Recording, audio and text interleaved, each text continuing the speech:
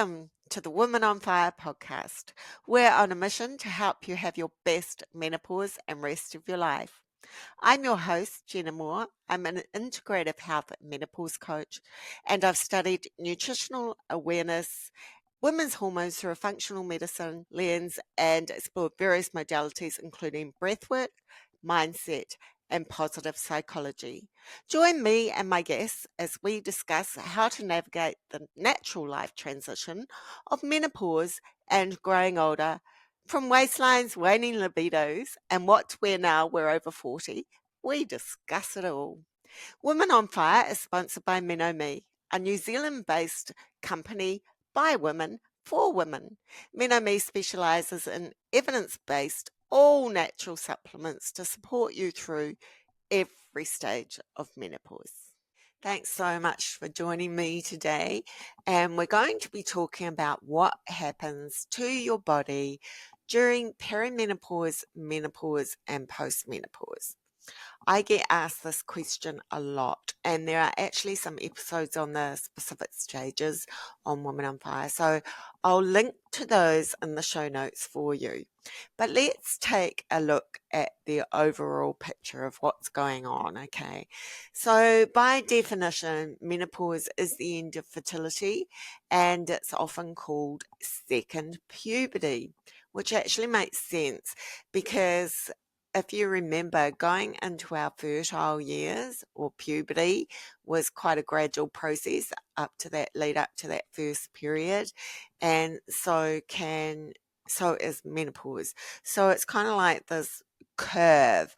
Our sex hormones start going up as we go into our first period, and then they're quite high as we track along that fertility time, and then they decline in menopause. So we go into premenopause first, and this is usually in our 30s, which is incredibly subtle, so we probably won't notice.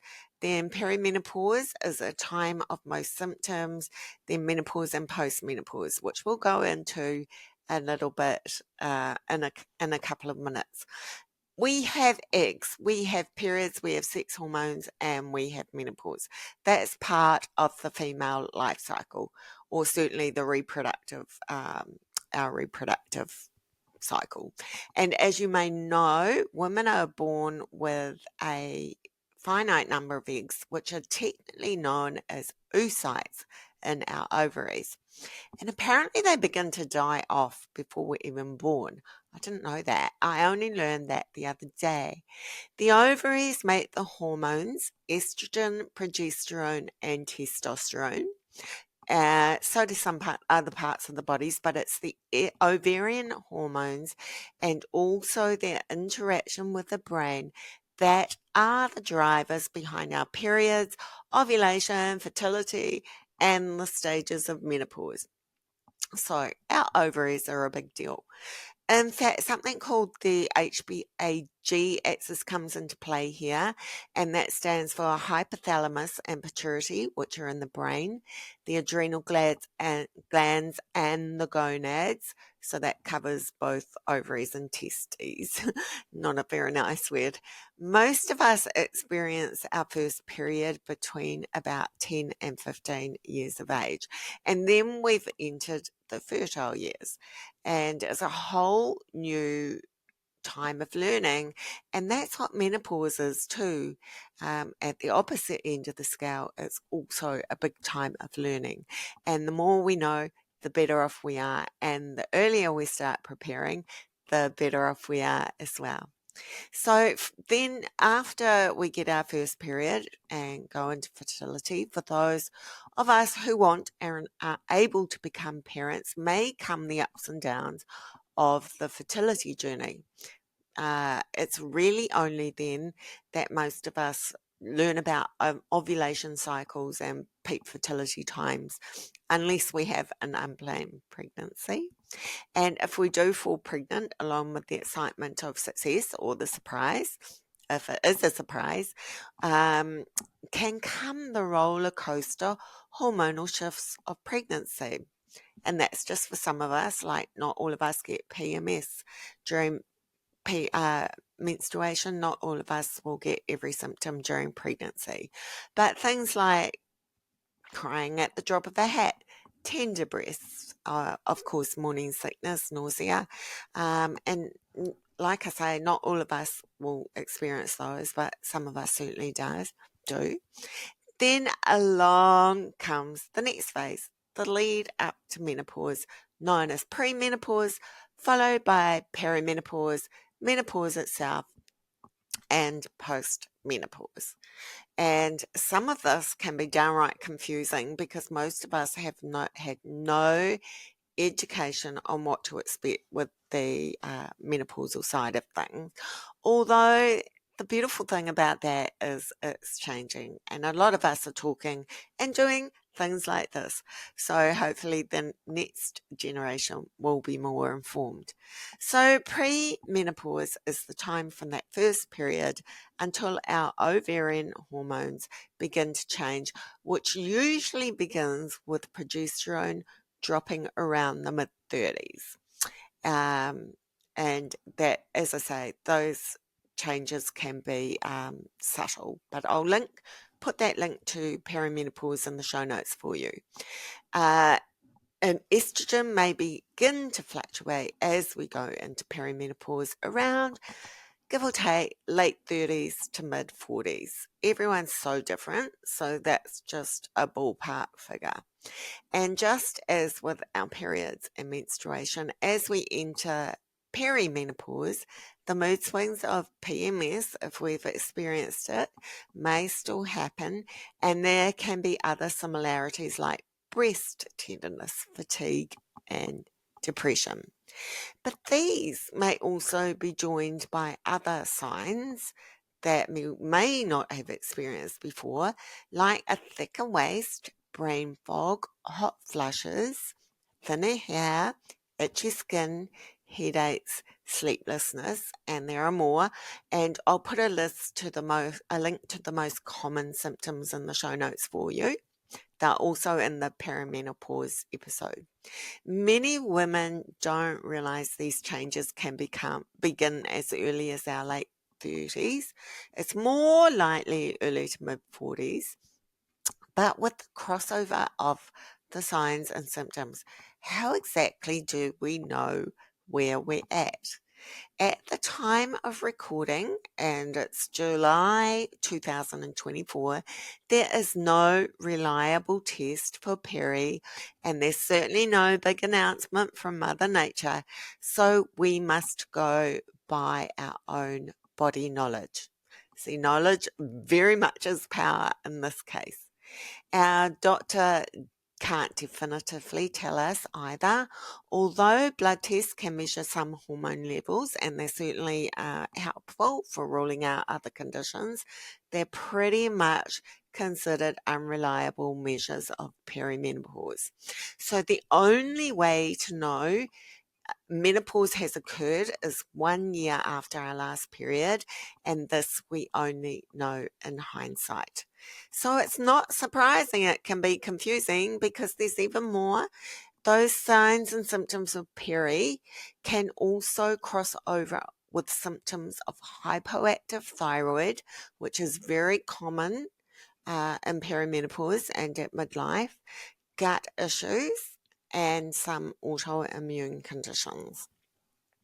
But exciting research, it just came out. It only came out a couple of weeks ago in June 2024 from the incredible neuroscientist Dr. Lisa Mosconi that showed that not only can a lot of symptoms be attributed to the brain, but testing could 100% determine menopausal status.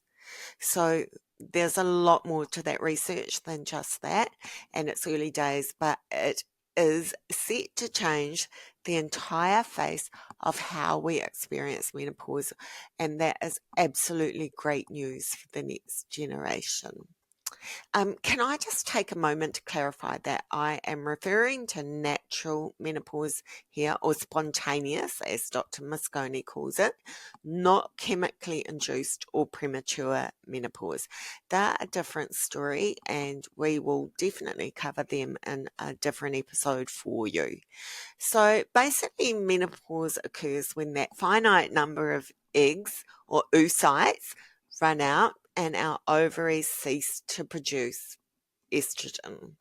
But it's a gradual process that can take years, from 4 to 15 actually, but you'll hear lots of different figures, but that's quite a good guide. So, and just a note on estrogen, we have estriol, that's the estrogen most dominant during pregnancy, estradiol, which is most dominant during our fertile years, and then estrone, which comes into play during postmenopause. So it's the estradiol that's declining during perimenopause and menopause. So let's take a look, okay? So perimenopause. As I've already said, this can be a time of great confusion because so many signs of normal menstruation and perimenopause and also pregnancy can be the same.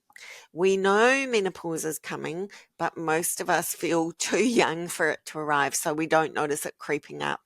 And I heard someone say the other day that one of the symptoms should be denial. And I tend to agree with that because I certainly fell into that camp.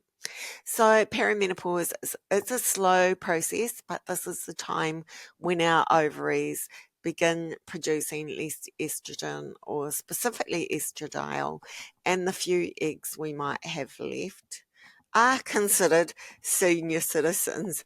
If you've ever been pregnant in your mid to late 30s, you will have heard that termed a geriatric pregnancy, and that's why. So our estrogen, progesterone, and androgens can go up and down like a roller coaster for a few years during this perimenopausal time. And for the record, actually, testosterone, which is usually thought of as the male hormone, is very important to women as well. And before perimenopause, we actually can have more testosterone than we have estrogen. So that's important too, because testosterone tends to lower later than both progesterone and estrogen in the menopausal process. So menopause. This the word menopause comes from the Greek language, and one interpretation of meno is the moon, and pause means end. Okay, so this probably stems from the fact that before the age of electricity, women's cycles tended to go in sync with lunar cycles, and many women undertake that practice and follow that practice today as well. And menopause usually occurs around 51, 52 on average in Western countries.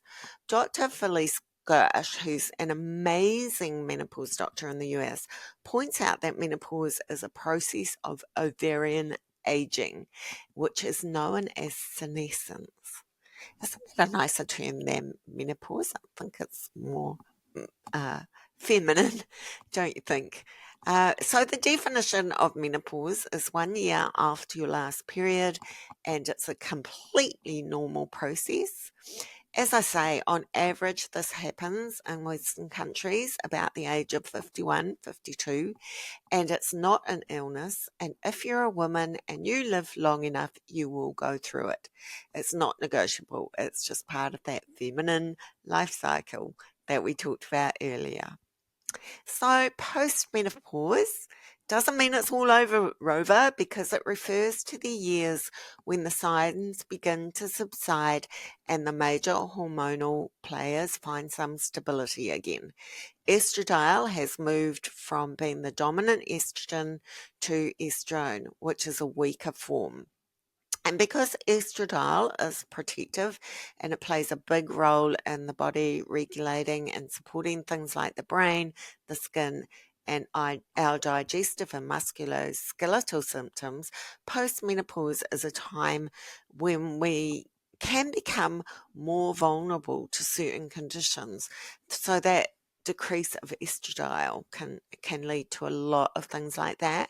And these can include osteoporosis, which is a weakening of the bones, heart disease, a very common, biggest killer of women, bladder control issues, reduced skin elasticity, loss of muscle tone, rheumatoid arthritis, type 2 diabetes, vaginal dryness, blood pressure changes, decreased immunity, and gut issues. And I know that doesn't sound like much fun, but it can be. Let's look at it as the nudge. We need to up our wellness warrant of fitness and indulge in self-care, because it's time for me time now more than ever, because you can take steps to help to mitigate and even conquer these things.